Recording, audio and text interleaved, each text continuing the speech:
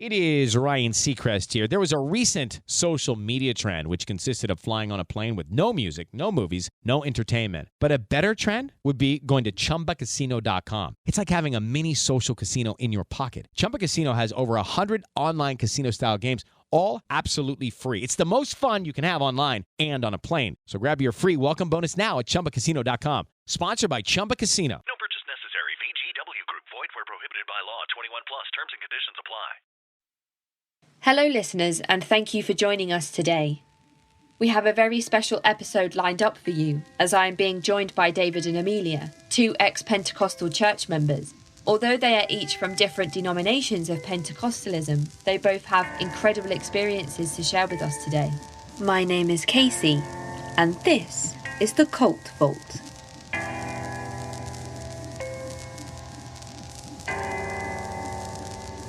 Pentecostal is an umbrella term that covers many varying factions of this religion.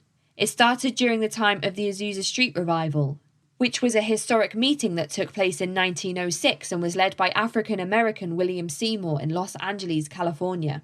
A new doctrine came to light, but it would be rejected by many mainline Christians and ministers for many years. Despite the new doctrine being rejected, factions would continue to grow. Followers would form their own denominations. And one of these earliest denominations was the Assemblies of God, formed around 1914 by Joseph Shep. Sources reveal that Shep described having a divine revelation from God as he meditated, saying that God revealed to him that baptism must be done in the name of Jesus only, not in the name of the Father, the Son, and the Holy Spirit, otherwise known as Trinitarianism, also otherwise known as Orthodox Christianity. Shep went on to pen this new doctrine, calling it Jesus' name only. In October 1916, at the Fourth General Council meeting in California, the Assemblies of God rejected this oneness teaching, calling it unbiblical doctrine, and alongside this they affirmed their own biblical doctrine of the Trinity. The Assemblies of God went on to ban around 100 pastors from their church on this day, pastors who had taken up the oneness doctrine against the Trinity. Later on in 1916, those pastors met in Arkansas and started their own movement. They named it Assembly of the Apostolic Assemblies. This began the oneness movement. In 1945, two smaller oneness groups merged, forming the United Pentecostal Church, or UPC for short. The United Pentecostal Church International, or UPCI, claims on their website to be the fastest growing denomination of Pentecostalism and claims of having up to 5.1 million constituents worldwide. The UPCI follows reimagined scripture that is different to Christianity, and not just because they reject the Trinity. Pentecostals have three things that they believe in order to be truly saved. One of them is baptism. Baptism is essential. Not only is baptism essential, but a very specific formula and a very specific set of words must be used during baptism in order to be saved. Alongside this, Pentecostals believe in speaking in tongues, which sounds a lot like speaking an unknown language or gibberish. This is God speaking through you when the Holy Spirit enters the body. The third thing which is important to note is the belief in faith healing. The belief that your faith can heal your ailments. This is where the big misconception of snake handling comes from. It is, in fact, only small fringe denominations of Pentecostalism that use snake handling to prove their faith can protect them, but it's often mistaken to be a core part of all Pentecostal movements. With me today, I have Amelia and David, who have very kindly agreed to come and share their stories with us. Amelia was formerly a member of the UPCI, and David was formerly a member of the Assemblies of God. So with me today, I have Amelia and David, who have very kindly agreed to come and share their stories with us. So hello, Amelia and David, and thank you so much for joining me today. Thank you for having me. Amelia, would you like to introduce yourself and give us a little bit of information on your background and sort of what you're up to today? So I'm Amelia. I just recently left like 2 months ago during the whole lockdown thing, so a lot of people don't know yet. I've been in the church since I was born. My family was raised in it. I'm a fourth generation, I think. And now I'm just trying to figure out how to get by without angering anybody in the house or cause any like uprising in the church that I was at. When you say that you haven't spoken to anybody yet, you're in your parents' house now. Do they know about the decisions that you've made? Yeah, they were not happy at first. They're still not happy. I think we've kind of reached a consensus about it though, so they're not like hostile about it anymore, but they still don't really agree with my leaving. The conversation that we had would always go back and forth from you're going in the wrong direction and what if God punishes you for this to like what is the church going to think? You know, like they all respected you, they all loved you, and now you're just leaving, stuff like that. Yeah. David, so hi to you as well. Would you like to introduce yourself and give us a little bit of information? Of course, yeah. So I was not raised in the church particularly, but I kind of came to it on my own when I was about 17. So met some people there and kind of got more rooted into it. And then after I finished high school, I enrolled in seminary, and I kind of became ordained through that tradition, and I was involved with um, their high school ministry and like young adults, things like that. So I was actually like preaching and leading for about 2 years, and then I think I had been at the church for about 5 years when I left, which was just last year. Okay, is there a particular reason why you decided to leave the church? It wasn't super actually at choice at first. I had told my father and brother privately that I was gay and to come out to them, and had asked them to keep it between the three of us until I could finish my school and get my degree. But then I got a phone call from a pastor the next morning and found out my brother had outed me to the church. So at that point, I was asked to leave. That's such an invasion of your privacy. Definitely. Amelia, you're shaking your head. Is this like a common theme within both of your churches? So the reason I left was because my parents, even though I was living on campus, so I was out of the house, they would track my phone and they would read my text messages, and like they would tell pastor everything, and that just led to a lot of like conversations with pastor, or like the very last service I ever went to was him trying to cast a demon out of me. So oh my goodness. Yeah. So, I've seen, unfortunately, that like my situation was more mild compared to what I saw happen to a lot of other people in similar circumstances. So I actually had a pretty tame exit in comparison to those. So, Amelia, when you talk about somebody trying to cast a demon out of you, what does that actually look like from within your church? Usually bring the entire church around. They say it's to like they all pray for you, but I think it's mainly just so everybody knows your business. For me, he was just like talking about how I had like evil thoughts and stuff, and then it was just he put his hands on my head and he would like shake me and start screaming and stuff. Because I've read a lot about the speaking in tongues part of Pentecostalism, but I read a lot about falling into the Spirit. Is that what that looks like, where you fall over because the Spirit of God has entered your body? Yeah, and a lot of times for me it was just more like a peer pressure thing, like everybody else was doing it, and if you didn't do it, then like you must have had something wrong with you, you know? Oh, absolutely. Because if you don't kind of participate, you get singled out for being the only one who's not passed out on the floor, and people notice that kind of stuff. So there's some pressure for sure. So it seems like there's a ton of peer pressure. There's also a lot of promoting spying on each other. These are all common themes of cult management and management of control and ways to control people's behavior. And it's interesting that you've experienced these, even though you're both from different denominations of the church. From what I've read, a lot of people get snake handling confused as a main part of Pentecostal practice, but actually that's only some fringe denominations. Definitely. I actually had been in the church for almost 4 years and never even heard of it, which is how just uncommon it was. I heard of it from someone that was outside of the church. Actually, they had kind of brought it up as a joke, like, "Oh, something about like bring out the rattlesnakes." I was like, I don't have any snakes. So what are you talking about?" And then like the whole thing came out that people do that. I think it happens. I've heard stories of it happening. I don't think it's that common though. I also like the only time I've ever even heard of it was when like other people would talk to me about it, and I'd be like, I've never been anywhere near a snake. I don't care to be near snakes. Exactly. Yeah. You've both talked a lot about the pastor of your church and how much of an influence the pastor had on your congregations.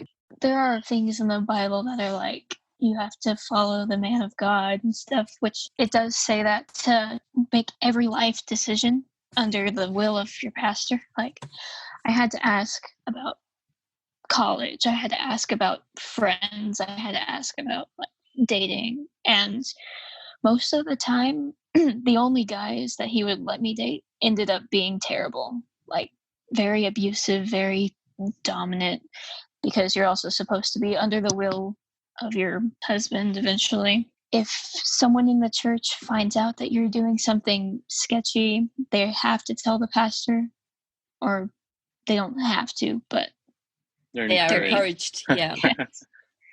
Because there's always this saying that's like, if you're doing something wrong, pastor will always find out. And it's like, yeah, because people are just going to rat you out about it. Any aspect of your life, you have to bring it to pastor. Like when I quit my job to go to school, I had to make sure it was okay with him because I couldn't pay tithes anymore, stuff like that. And is this a common theme for the sort of adults in the church and people that are older than the pastor? Yeah, like even elders, if they were going to buy a new house or if they were going to retire, they still have to bring that stuff to pastor and ask basically for his permission. So mostly any big financial decisions go through the pastor. I don't know that I experienced like the tattletaling quite as much. It definitely happened for sure. I never was in a situation where it was openly encouraged. So I don't think I ever felt that pressure to like tell on people, so to speak, quite as much. But I think more so in like the older people of the church, that was definitely present, because the attitude was more so like, oh, someone's doing something wrong and you know about it, but you don't help them, then like it's your fault if they like end up sinning, or if they end up, being deceived by Satan, and like you led them astray. And like, so I think people, because of that, kind of felt like guilty for things they didn't do. So I think that was very much used as a way to kind of influence people to kind of keep to themselves and kind of only talk about very select things that wouldn't get a lot of attention. As far as the decision making, that was certainly present. So you had to get the pastor's permission for most things. If it was like where you go to school, if you would quit a job, if you would get a different job, if you would date someone, if you would, propose to somebody that you were dating, those all had to be run by the leadership of the church beforehand. Okay, and if these decisions that are run past the pastor seem to be mostly ones around finances, how was it expected that a portion of what money you earned was given to the church? Absolutely, yeah. Yes. Anyone who worked at all, if you were 16 with your first job ever, or if you just like, even if you were like got like an allowance from your parents, you were underage, you were expected to give 10% of any kind of income to the church. Yeah. And what would happen if you just decided that wasn't something you were going to do, or did that ever happen? For me, especially when I didn't have a job and like I was just making like barely any money doing like random babysitting, my pastor would be like, even if you only make $1, you have to give like 10 cents of that. And when I didn't, he'd be like, well, we can't use you in the church. Like, you can't be a singer, you can't like be a Sunday school teacher, you can't be involved at all unless you pay your tithes. And were those things that you wanted to be involved in? Yes. Well, another problem with it was like, if you were already involved in that stuff and then pastor made you step down, it would cause a lot of like gossip in the church, like you must have done something wrong. Mm-hmm. And so, yeah. I mean, they always say it's for your own good and not to embarrass you, but like, I don't think they would hold it over your head so much if it wasn't supposed to be used as a scare tactic almost. Judgmental Pentecostal people are pretty mean sometimes. Yeah. That is the overarching theme of all of the research that I've done is the like holier than thou. Absolutely. I've got actually another quote from April here who messaged me just giving me her experiences on being a part of the Assemblies of God, and she said that I definitely thought I was better than people because I was saved. I knew the correct truth and was following the creator of the universe. I didn't smoke, I didn't cuss, I didn't date. I was pure, I was good, and I was better. Sounds Yeah. accurate. Yeah. I'm definitely not proud of it, but like growing up in the environment where they tell you these things, like I didn't have friends in high school unless I was in my mind thinking like I'm obviously better than them and I need to convert them or they're going to hell, you know? Yeah. And like I said, I'm not proud of it, but when you grow up in that area where that's all they tell you, there's For really sure. nothing else. Yeah. Definitely. And I think, I came into it, I was a little bit older, but she said as well, it's, you're not really encouraged to have friendships with people outside of the church. And if you are, there's always an end game. There's always an agenda of, I'm going to. It is Ryan Seacrest here. There was a recent social media trend which consisted of flying on a plane with no music, no movies, no entertainment. But a better trend would be going to ChumbaCasino.com. It's like having a mini social casino in your pocket. Chumba Casino has over 100 online casino-style games, all absolutely free. It's the most fun you can have online and on a plane. So grab your free welcome bonus now at ChumbaCasino.com. Sponsored by Chumba Casino. No purchase necessary. VGW Group. Void where prohibited by law. 21 plus. Terms and conditions apply. I'm going to save their soul and I'm going to get them to come here too. And it's never just for the sake of like just a pure friendship or anything else. There's always an ulterior motive. That's sort of the us versus them doctrine, sort of. You know, if you don't come over to this side, then you'll burn in hell. Mm-hmm. Definitely. Okay, because I know that Amelia, you spoke a lot about how that's terrified you for a very long time. The thought that if you leave the church, these things will happen to you. Yeah, and even like when I was in church, like even when I was like super devout in the religion, like I never felt like I was good enough to get into heaven. Like I have nightmares and I have panic attacks when there are storms because I'm always worried that God's coming back and I'm just gonna die. Me too. So yeah. April said to me this morning, she said, I don't worry about the devil anymore, except when I watched Hereditary last year and I'd gotten home at midnight and the air pressure of me closing the door to my apartment made my attic door swing open. I screamed, so I played worship music all night just in case. Yeah. It's either play Christian music all night or just like rock back and forth in your bed like, God, I'm sorry. I don't know what I did. Absolutely. April said to me this morning that what's interesting about my childhood dynamic is that my dad is agnostic. He doesn't go around saying that to people. He just believes in nothing. I remember trying to witness to him in first grade and he was like, well, there are people in other parts of the world who believe in the moon, for example, and they worship the moon.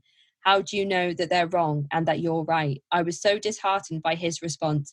I remember going to my room and crying and feeling like I could never get through to him and get him to see that I had the truth. Of course, those people who worship the moon are wrong. We all know that that's ridiculous.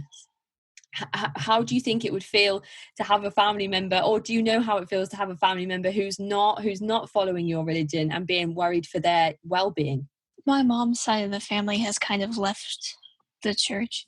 And I remember like growing up thinking like, well, they'll be sorry eventually because they talk bad about their religion, which I know is wrong now. But like growing up, I was like, well, they're just not going to get into heaven then. I wasn't ever like sad about it. I was more like kind of cocky about it. Just like, well, if they're just going to act that way, then whatever, I'd say so, which I don't know if I felt that as much on a personal level because I was really the only one in my family that was a part of that group specifically. So that was kind of just what I had always known. But when I saw that happen more so in real time with kind of my friends and their parents, people that would choose to kind of break away, I felt it kind of on their behalf. But very similar to what Amelia said, it wasn't even really like a sadness, which you would think maybe you were supposed to feel, but it was more so like, well, that's what you get. Like, yeah. Just going back to one of the points we spoke about before, in your notes that you sent over, David, you said that a heterosexual marriage was the be-all and end-all of any relationship from within the church. Absolutely. And that was expected to be a union between a man and a woman who are both practicing some type of Pentecostal worship. Absolutely. Right.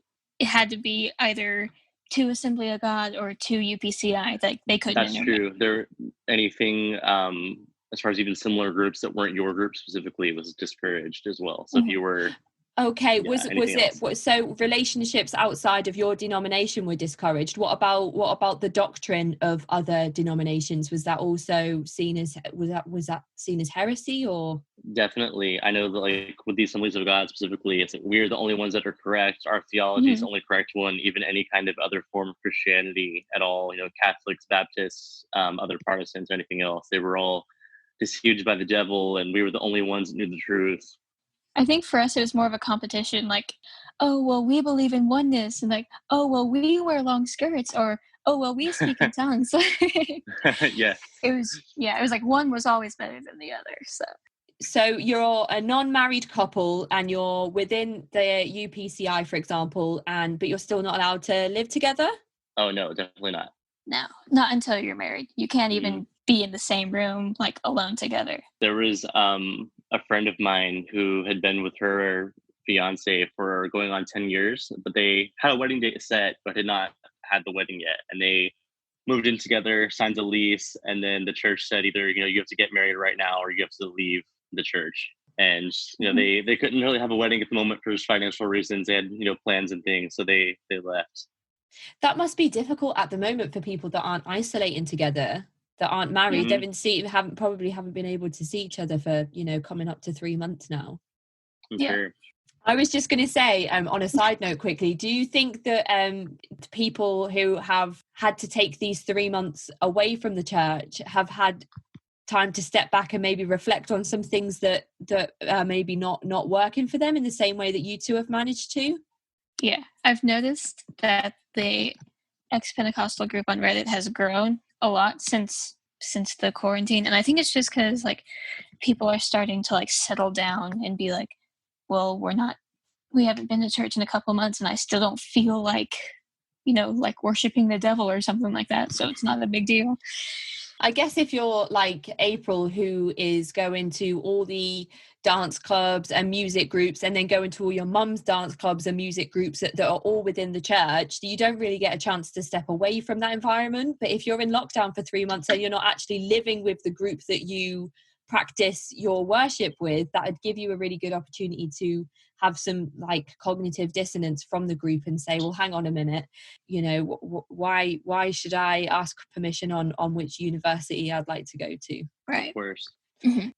If you're kind of when they talk about the heterosexual relationships, was there ever a point where you were sitting there thinking, worrying about the time where you would have to speak to them about your Definitely. sexuality? Or Absolutely. That was something that I was kind of always terrified of, and there were points where I was, like dating women just for the sake of, not having to have that conversation.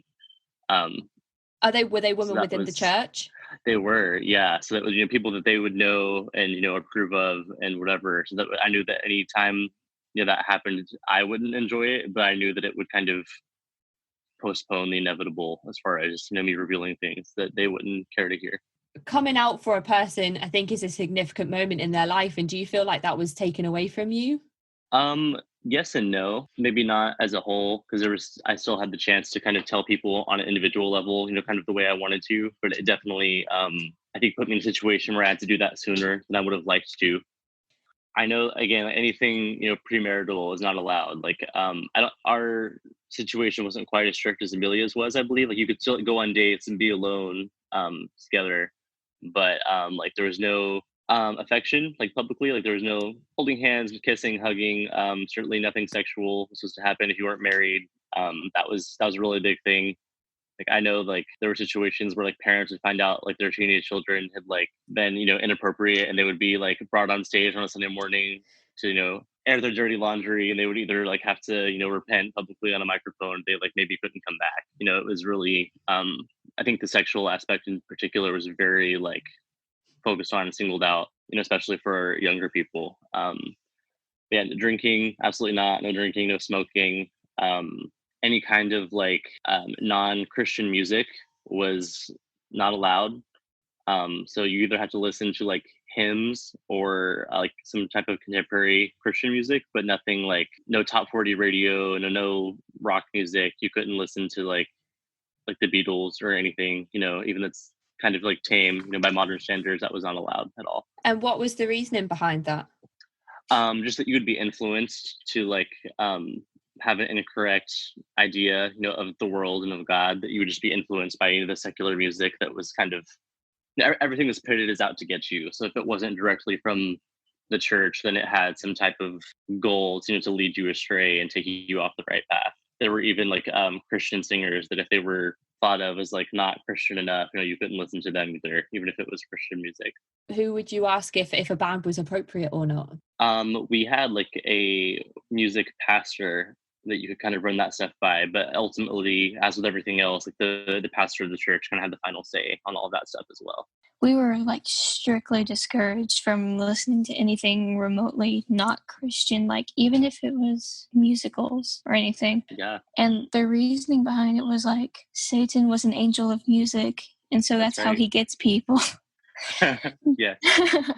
The three things that make Pentecostalism different from Christianity is the speaking in tongues, the difference in baptism, but there's also a list of standards I found that people are supposed to follow, like holiness standards. It's not so much for men as it is for women, and I think that's mainly just a submission thing. Women can't cut their hair. I've been made fun of many times because my hair doesn't grow very long. They always accuse me of cutting it. We can't wear makeup, like not even concealer, at least not in my church. Other churches were like whatever, but mine was pretty strict on it.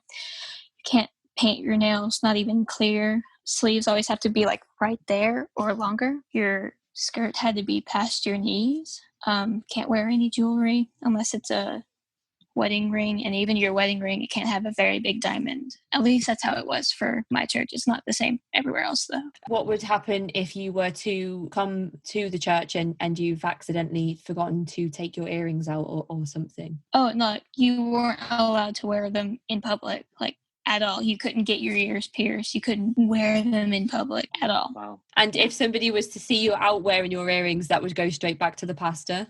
It would go to pastor, yes. And then would he pull you to one side and speak to you about it, or would it be like David's church where everybody's just sort of publicly shamed? For me, which I never did anything big, like my problem, apparently, I had friends that were outside of the church. And so what happened was he pulled me aside privately and talked to me about it. And I thought that was it. I told him I was sorry. I told him I'd be better. And then a couple weeks later, he kind of went up in front of the whole congregation, cast a demon out of me. David, is this something that you've seen before? Actually, no. In our church, women could wear makeup, cut their hair. A lot of people had tattoos. Even that wasn't really something that they were concerned about. I think more of the control and morality was more so around relationships and intimacy, really more than anything else. The biggest thing that I can really, equate with Amelia's experience is just that alcohol was absolutely a no-no. I mean, we all drink anyway, but they didn't know about that. Have either of you managed to speak in tongues? I think I thought I was at the time. Looking for excitement? Chumba Casino is here. Play anytime, play anywhere. Play on the train, play at the store, play at home, play when you're bored. Play today for your chance to win and get daily bonuses when you log in. So what are you waiting for? Don't delay. Chumba Casino is free to play. Experience social gameplay like never before. Go to Chumba Casino right now to play hundreds of games, including online slots, bingo, Slingo, and more. Live the Chumba life at ChumbaCasino.com. No purchase necessary. VGW Group. Void where prohibited by law. 21 plus. Terms and conditions apply. But hindsight's 2020, I guess. But now it's kind of those are some cool noises, I guess. Talk me through how that happens, what it's all about, and the experience, and how you end up in that situation where you think that it's happening. Well, I remember the first time I did, I was 7, and I remember being like, is this really what they've all been talking about? Because it doesn't really seem that great. But I think they kind of teach you to do it because, like I said, I was kind of raised in it, so I saw how it worked. They'll do this thing where they'll kind of hit your chin like that sometimes, and it'll kind of train your jaw to move up and down, I guess. So wobble? Yeah, kind of like that. Yeah, and I think a lot of it has to do with emotions. When you're crying a lot, you kind of just you start saying things like gibberish and stuff. Because, not all the time, but usually when you're really emotional, people can't really understand what you're saying. I think that was kind of what it was in the Bible, and I think I'm leaning more towards agnostic, so I don't really know if this is Correct. But the whole speaking in tongues thing in the Bible is nothing like what Pentecostals try to teach you nowadays. Because in the Bible, it's supposed to be like when you speak it, either there's an interpreter that can tell everybody what you're saying, or like you're speaking and anybody from any language can understand what you're saying. That's supposed to be what it is. It's not just saying random syllables until people understand like he's got the Spirit. That's not what it's supposed to be.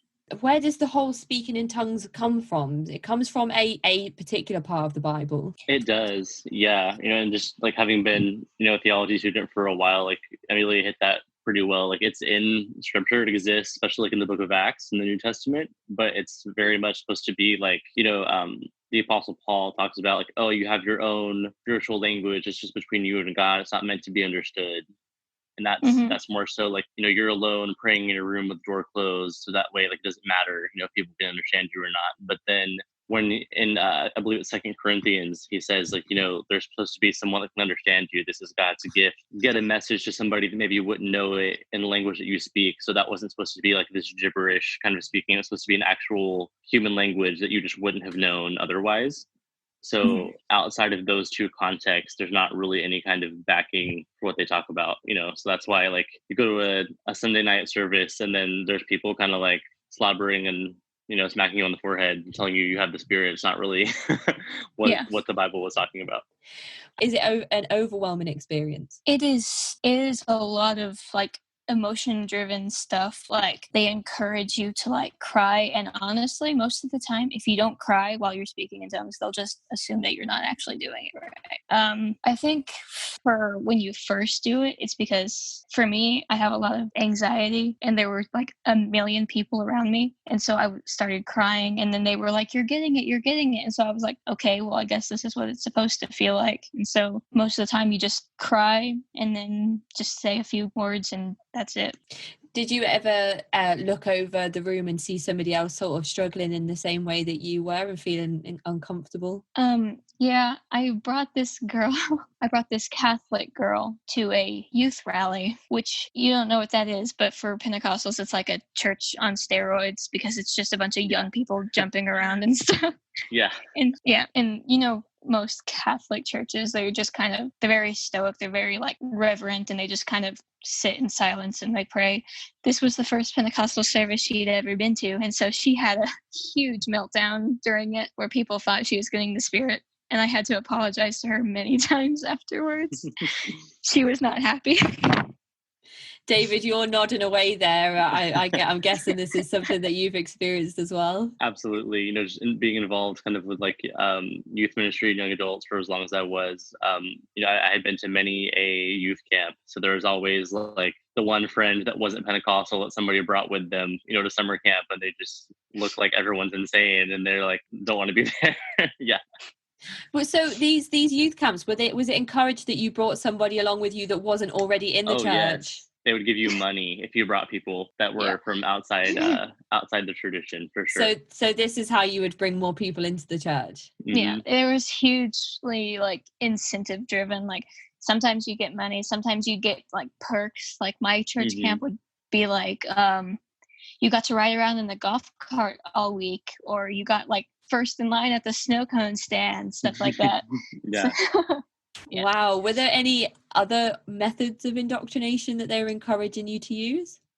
It varied, I think, for us somewhat by age groups. Like we would use some of the similar ways Amelia mentioned. I think we were like younger, kind of like high school age, but because like we had a separate one that was kind of more for college age students. So, like when they would come, they'd be like, oh, hey, like if you convince somebody to come, we'll and you have to take off work to go. We'll pay you for like the hours you missed at work if you come to this camp.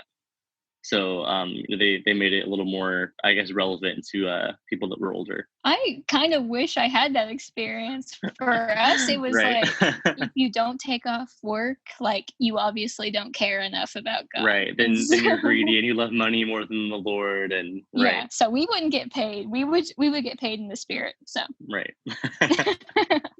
One of the things that I wanted to draw on that you had said, Amelia, was that the pastor would say to you, after this service, you'll feel like what you believe in is wrong. Mm-hmm. That was said to you, that was a common theme at the end of your services? a lot of the times, like, especially if it was like a really like fired up service where people have been jumping around and stuff, the pastor would always make a point to get up and be like, after this service, like, you might feel like what you've done is stupid, or like the revelations that you have were just in the moment and emotional. And they would be like, that's just the devil trying to keep you from doing what you're actually supposed to be doing. Yeah. I don't know if that's a thing with David, but that was a very big thing with ours. No, absolutely. I think that, we reached out to you on Reddit. You mentioned that, like, controlling of thoughts, things like that. And that was definitely how they went about that. Anytime that you had a doubt or, thought that something just like, didn't make sense, or, you were questioning things, that was always the devil. The devil was making you doubt things. The devil was trying to take you away from the experiences that you had and kind of talk you out of believing in the truth, things like that. It's not like everyone was like either didn't voice the concerns they had because they didn't want people to think they were being deceived by Satan, or they just like wouldn't even say anything, like, acknowledge it to themselves, because they thought like, oh, I can't think that way, it's evil to question anything. Public shamings in your church were a common thing. Absolutely, yeah. Did you ever experience any of this personally? I was offered to experience it, I guess. As I mentioned earlier, like I was kind of outed somewhat by my brother. So at that point, I'd been there for 5 years. I was super involved. I was in theology school. I was like leading the worship services. I was preaching to the high school students, things like that. So I guess had a lot to lose in that sense. So the pastor said, "Hey, like I'm willing to kind of look the other way and like forgive you basically, but you have to come up on stage on Sunday on a microphone and like apologize, say like, oh, you made it up and you're not actually gay. You didn't mean it." Like, basically just kind of take back everything that I had said. So I guess I had the opportunity for a public shaming, but I did not take him up on that. And that's when you stepped back from the church and decided to leave? Yes, absolutely.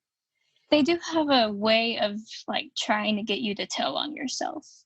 Like when I had my conversation with Pastor, it went like, well, you seem like you've been kind of in a fog lately. And in my head, I was like, well, I've been in a fog for quite a long time and you're just now saying something. And I'd be like, well, I'm just starting college and so it's kind of stressful and stuff. And he'd be like, are you sure you're not talking to people that you're not supposed to be talking to? And I'd be like, I don't think so. I think I'm doing fine. And then he would just keep adding onto it until I would like say it myself. I'm like, if you already know, then why don't you just save us all some time? Yeah. So if he says things 10 times, maybe you'll say it and agree with him. Yeah. Like, oh, now you've said it 10 times. Maybe actually you're right. Yes. So David, you decided to leave the church at that point. I don't understand how somebody can stand in front of you with a straight face and say to you, just go up there and tell them that you made it all up. How can crazily enough, like people have done it. And I think maybe if I had like been in it longer from a younger age, maybe I would have. But I think I had connections and kind of a life outside of that. Wasn't a pleasant experience, but like I knew I'd come out of it okay. But I can see for sure how somebody who was raised in it or had been there their whole lives, that they're like, oh, my family's not going to talk to me. I'm not going to have anything, so I'll say anything I need to keep this going. Do you think there's a lot of people trapped sort of within these churches? Yeah, definitely. You're basically not necessarily forced, but encouraged to the degree where you feel like you have to get married straight out of high school. Yeah. It's like I have friends who are my age who are married, and it's crazy because I feel like a child. But I think that's kind of like for them to keep you in it, like keep you more grounded in it, because when you're like tied to somebody like that, you can't just think for yourself. Like even if you weren't Christian, you can't just think for yourself. You have to like have at least some kind of understanding with the person that you're with. And it's very hard to do that when they're also very indoctrinated. Or like me, I had to move back in with my parents and go to different churches on my own. But at first was like a huge hassle because they would always be like, you can't do that under my roof, or things like that. You feel very codependent on the people that you're around. And especially for me, having grown up in it and don't have very many friends outside of the church.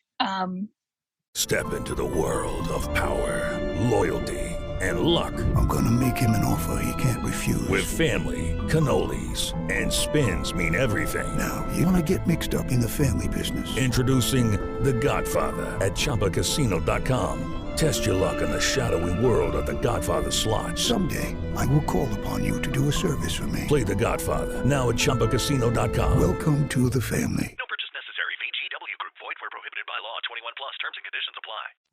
It's very hard to leave because you feel like your entire personality was just the church, you know? What happens with your relationship now with God? How where do you stand? Like I said earlier, I think I'm leaning more towards agnostic because I'm a pre-med student and I've seen some pretty impossible things happen in that area where like cancer cells do just leave for no reason and stuff like that. But like at the same time, I don't think it's the same like Bible God, because there are so many contradictions in there. And there are so many times where I've tried to be like, God, I need an answer. I just need something. And if you really cared, you would help me out. And I've just gotten nothing. And so I think for me that there's still something out there. It's just not the same thing that I've been taught my whole life. I'd have to agree more or less with Amelia. I think that like there have been, things in my life that I just can't really explain. So I acknowledge that there's something. I just don't know if I'm going to put, like the Christian God space to that anymore. What is the day of Pentecost? Okay. He was in the seminary, so he can probably tell the story a lot better than me. But basically what I was taught was like after God ascended into heaven, or Jesus, people just like waited in this room for like 8 days and prayed for like 8 days. And then after a while, God kind of fell upon them, and it's supposed to describe it as like a rushing wind. And like, that's when people started speaking in tongues for the first time. That's actually where like Pentecostals get it mixed up, because even the people who saw it happening were like, hey, they're speaking actual languages that they shouldn't be able to speak. Right. It wasn't I can understand them. Right. So that's pretty much what my take on it was. New Testament, Jesus, crucified, resurrected, and then, ascended to heaven. So I believe Pentecost is meant to be 50 days after his ascension. So he basically, told his disciples before he left, and said, hey, like, go wait in this room and, don't eat, don't sleep, don't anything. And then like Amelia said, it was 8 days, after that. Are you practicing any kind of religion at all? I've actually made a full 180 and I'm a witch now. So yes, I would say so. Like Wiccan? Yes, ma'am. Okay, explain to me a little bit more about that, because that's really interesting. I think it always kind of had like a little bit of an appeal to me, just kind of in a vague way of like, ooh, that's cool and mysterious. But I didn't think a whole lot of it. But I think after some time away from the church, when I had an opportunity to kind of look into things for myself, kind of look into other faiths without them being demonized, I just kind of saw how really broad it was, and you can be a witch and believe in every god or no god at all, and it's more so about a lot of like internal emotional things and kind of just healing and being a good person, and I thought that was nice. So this is where I ended up. I remember like, because I was trying to get to know both of y'all, and so I looked on y'all's profile and I looked on David's and I was like, that's different. Yeah, I don't know how expected that was, but nothing wrong with it. I was just like, wow, that's a huge turn of events. It was a big change, yeah. And do you have a group that you meet with to practice? I do, yeah. We unfortunately haven't been able to meet in person for a while. It's due to everything being shut down right now. But we do things like this, and we would be meeting in person if we could. And that's kind of suiting you a lot better. Do you feel more comfortable with the position that you're in now? I do. It's a lot more personal experience. Just whatever resonates with you is what's true for you. No specific belief or doctrine or lack thereof even is really impressed on anybody. So it's really cool, just in the sense of how you're encouraged to think for yourself and to research and to learn, and to kind of they're fine with whatever you come to. And that's not something obviously I think we would be used to in the situations that we came out of. Mm-hmm. We love the independent thoughts. Yeah. Amelia, would you like to just talk us through kind of any of the lasting effects? I've only been out for a couple of months, so I'm not sure how lasting effects really will affect me in the future. But I know, like I said, like storms freak me out. I live in Tornado Alley, so I mean, anytime there's a tornado or anywhere near a tornado, I'm just like, God's coming back and I'm not ready and I'm just going to go to hell, I guess. There's also a lot of things like when I wore pants for the first time, I was like just freaked out the whole time, like, this is not what I'm supposed to look like. I had like one glass of wine in my entire life, and when I first drank it, I was like, I'm gonna be sick because this is all the things that I've been told that happen. I still have a lot of like worries about if I do this and I end up being wrong, God's just gonna send me to hell. That's mainly my biggest fear, is because they teach you from children like how terrible hell is, and they use it as a scare tactic all the way up into adulthood. And so that's really my only worry, is just that anything that I could possibly do anymore could send me there. I don't know that I've had quite that experience, but again, that could also just be that I wasn't as part of it, as long as you were, Amelia. But yeah, I think there's definitely kind of just like a general anxiety, of like, oh, what if I like get hit by a car and don't wake up today and I was wrong the whole time, and just the kind of things like that, kind of just the lingering doubts, I guess. I don't know if I can attribute that really to anything specifically, but definitely just kind of like that random fear that comes up every now and then of like, oh, what if I was wrong and I shouldn't have left?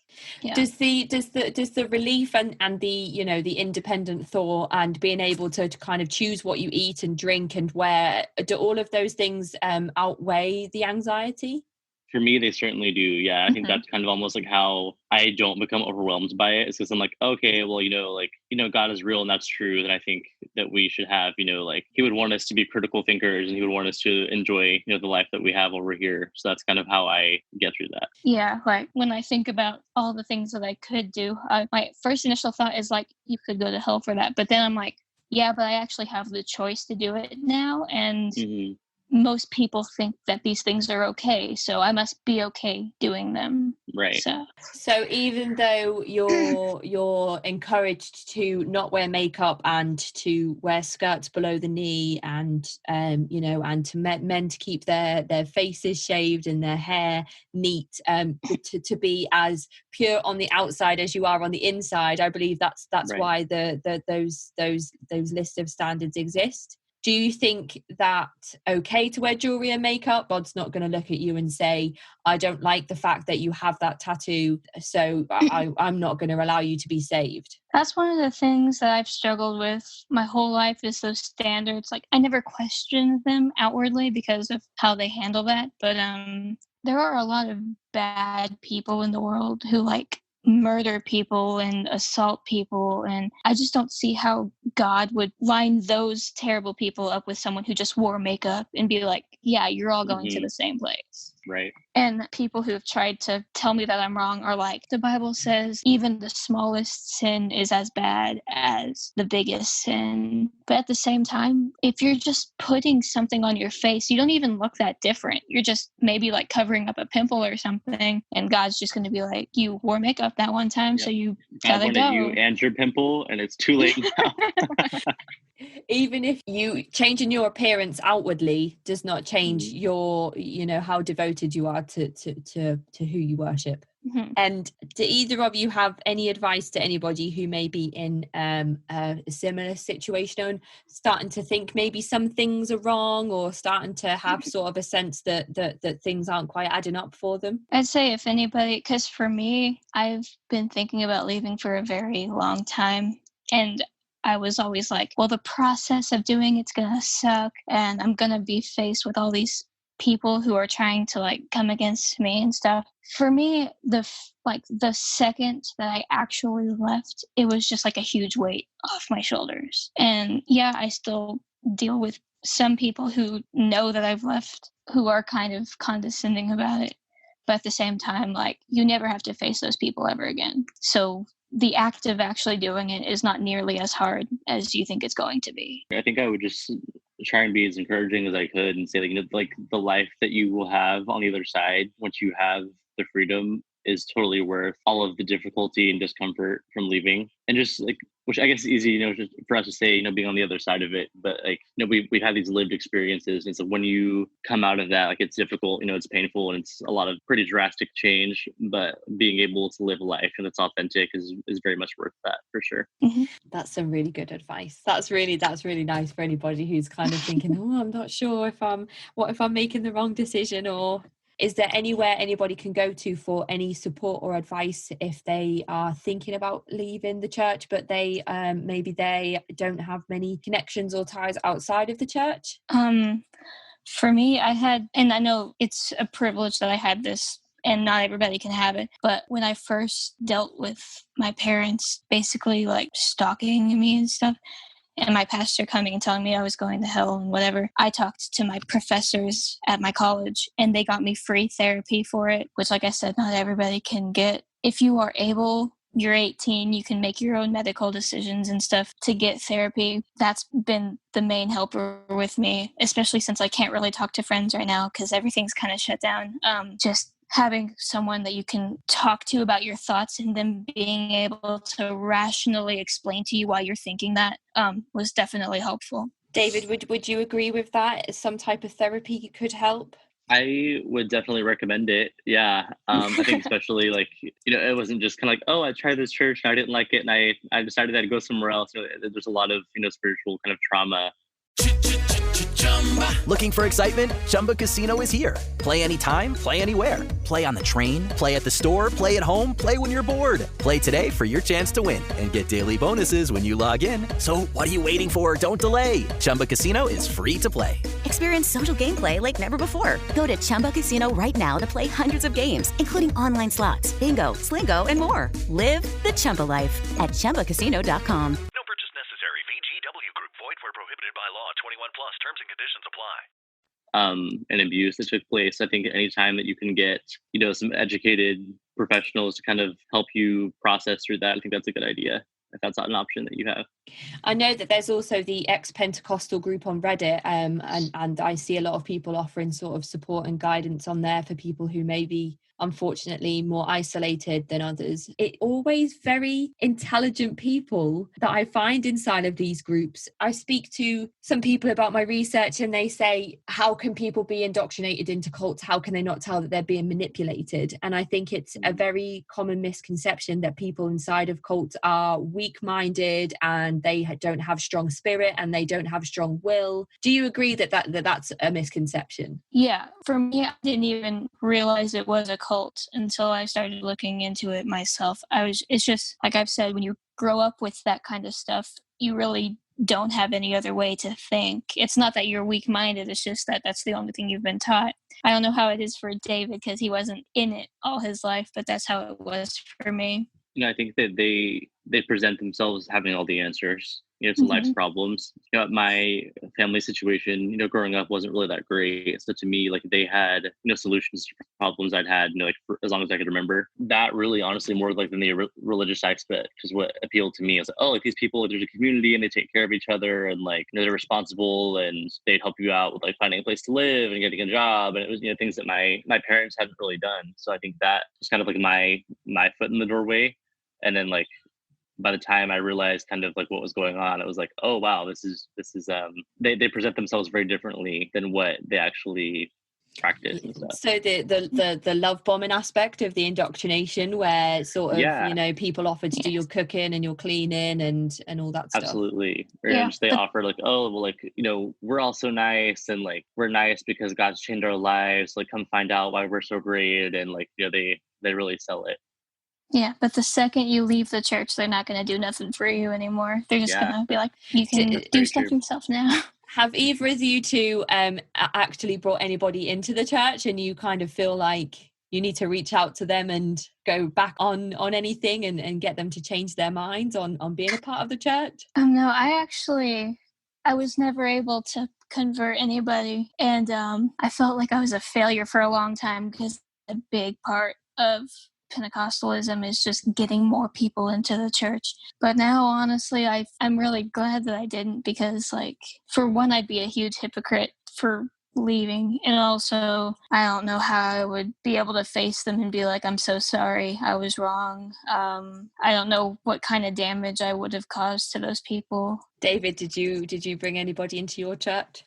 Not that I know of. I may have like indirectly over the years, of just kind of like having the platform that I had, but I don't think I can recall like specific times where I've sat somebody down and like, oh hey, like come with me. I don't think I've had any of those situations. I wasn't very successful with mission work either. So yeah, not that I can think of. Thank you so much for speaking to me today. I think your experiences will help other people who may be in similar situations realize that, you know, that there is happiness on the other side. There is a life outside of the church, and there are positive experiences and people who will listen to your story and not be judgmental, you know, and be there to hold your hand and help you through. Counseling, if you can get it, obviously sounds like a really good road to go down. It sounds like that's really helped you, Amelia. I'm really glad that your parents are willing to have some kind of dialogue about your situation, because it would be awful to be in a house where that couldn't happen, where you felt isolated and alienated. So I'm glad that you have that platform to be able to speak to them. And David, I'm glad that you are practicing being a witch,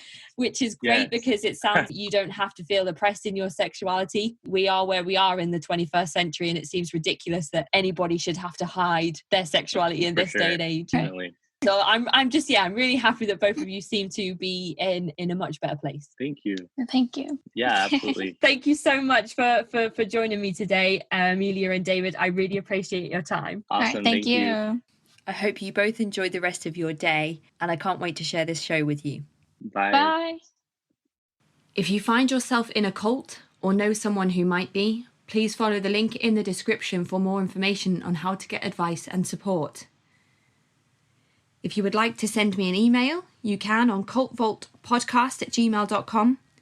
Follow me on Twitter @cultvaultpod. Find me on Reddit @cult-vault. Find me on Facebook at The Cult Vault. Find me on YouTube, Tumblr, Instagram @Cult Vault Podcast. I'm Casey, and thank you so much for listening.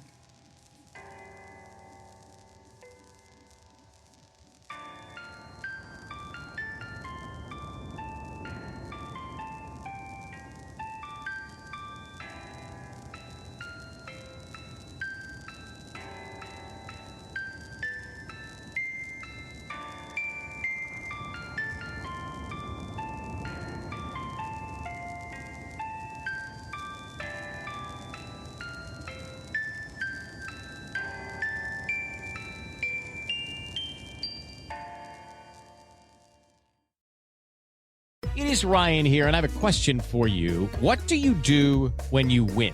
Like, are you a fist pumper, a woohooer, a hand clapper, a high fiver? I kind of like the high five, but if you want to hone in on those winning moves, check out Chumba Casino. At ChumbaCasino.com, choose from hundreds of social casino-style games for your chance to redeem serious cash prizes. There are new game releases weekly, plus free daily bonuses. So don't wait. Start having the most fun ever at ChumbaCasino.com. No purchase necessary. VGW Group. Void where prohibited by law. See terms and conditions. 18+.